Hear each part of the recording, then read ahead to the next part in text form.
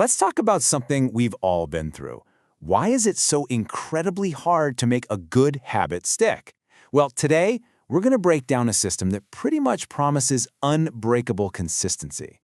You know exactly what I'm talking about, right? You start that new gym routine, or you're going to write every day, and you are fired up. But then, a few weeks in, that fire just fizzles out, and you're right back where you started. It's such a common and, honestly, a super frustrating cycle. And you know, it's so easy to start thinking, if only I had more discipline, or I guess I just lost my motivation. We almost always blame ourselves, thinking it's some kind of personal failure. But what if the problem isn't about our inner strength at all? And this is where things get really interesting. We've been chasing the wrong things this whole time. Willpower, motivation, they're totally unreliable. They come and go. Real, lasting consistency isn't about having more of those things. It's about building a smart system that makes them, well, kind of irrelevant.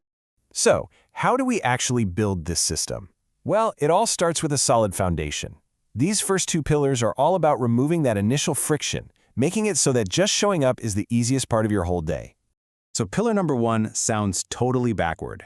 You have to start ridiculously small. Why? Because when a goal is huge, our brain kind of freaks out, sees it as a threat, and just slams on the brakes. But a tiny, almost laughably easy action, that feels safe. It's a guaranteed win, and every single one of those little wins builds the self-trust you absolutely need to keep going. So here's what's actually happening in your head. Your brain is wired to love certainty. Completing that tiny task gives it exactly what it wants, plus a nice little hit of dopamine, that feel-good chemical. And every time you do it, you're literally rewriting your own story. You're teaching your brain, see, I'm the kind of person who follows through. And in this example, just nails it. Forget about the 1-hour workout for now. Just redefine the goal. Your only job is to put on your workout clothes. That's it. You've won for the day. Anything you do after that, a 5-minute walk, a full gym session, that's just extra credit. You're building the identity of someone who simply shows up. Okay, so you've made the habit small. Now, pillar 2 is all about making it automatic. If your habit depends on you remembering to do it, or even worse, feeling like doing it, you're kind of setting yourself up to fail. A trigger is the switch that removes choice from the equation and just launches you into the behavior. The real key here is to link your new, tiny habit to something that's already a permanent fixture in your day.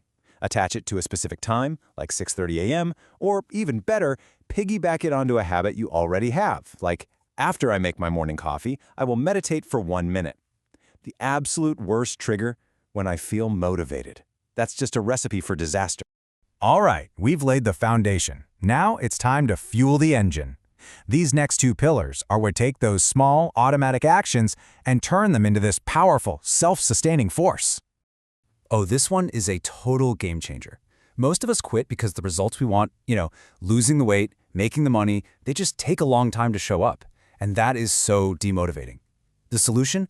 Stop tracking the outcome and start tracking the action. Track the process, because that is something you control today. So instead of focusing on the pounds you've lost, you focus on the number of days you actually trained. You can control that right now. Don't obsess over the final grade, just track the pages you study today. This shift gives you immediate feedback and that feeling of progress, which, let's be honest, is the real fuel for motivation. This might be the most powerful pillar of them all. Seriously, the ultimate goal isn't just to do a habit. It's to become the kind of person who does that habit. When an action is tied to your identity, you don't need motivation anymore. You just do it because, well, that's who you are. Think of it like this. Every time you write just one paragraph, you're casting a vote for, I am a writer. That action is the proof. That evidence reinforces your identity, and that stronger identity makes it even easier to write the next day. It's this awesome, positive feedback loop. So start paying attention to your self-talk. It's not about what you want to do, it's about who you are. You're not trying to run, you are a runner. You're not trying to eat healthy, you are a healthy person. This little shift in language is a simple but incredibly profound way to lock that habit in for good. Okay, so our system is easy to start and it creates its own momentum. But let's be real, life is messy. What happens when you get sick or busy or just totally thrown off course? This final pillar is the safety net that catches you, making sure your system doesn't just shatter at the first sign of trouble. Look, perfectionism is the absolute enemy of consistency. Life happens. You will have days where you're sick, tired, or just completely overwhelmed. A system that demands perfection is gonna break, guaranteed. But a truly resilient system expects those days and already has a plan in place. It takes all the shame out of having an off. And here it is. This is the single most important rule for long-term consistency. One bad day, that's just an anomaly. But 2 bad days in a row, that's the beginning of a new negative habit. So the rule is simple. You can miss once, but you absolutely positively cannot miss twice. This is what stops a small slip from turning into a total downward slide. The strategy here is pretty simple. First, just accept it. Bad days are going to happen.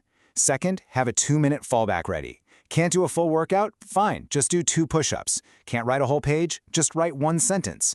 The goal isn't to be perfect, it's just to keep the chain from breaking completely. A long, imperfect track record is always, always better than a short, perfect one. All right, so we've covered the 5 pillars. Start small, use a trigger, track your process, build your identity, and design for failure. When you put all these pieces together, they reveal the real secret to being truly consistent. And this is it. This is the whole secret. A good system doesn't require you to be a superhero. It just makes the right choice the easiest choice. It designs your environment and your mindset so that showing up is simply less work than giving up. That is the entire game. So let's end with this question. Forget about motivation for a second. Think like a designer.